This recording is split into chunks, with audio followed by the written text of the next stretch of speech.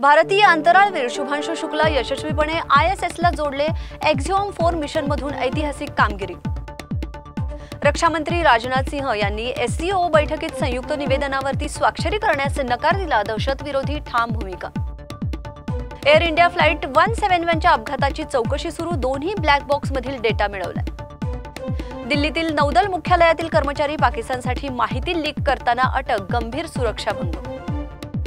345 राजकीय पक्षांची निवडणूक आयोगाकडून नोंदणी रद्द होण्याची शक्यता। 6 वर्षात एकही निवडणूक न लढवल्यामुळे कारवाई।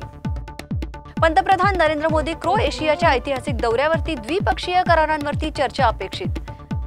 बॉम्बे हायकोर्टाचा निर्णय। कमावणाऱ्या पत्नीला देखील पतीकडून आर्थिक मदत मिळावी। जीवनशैली कायम ठेवण्यासाठी।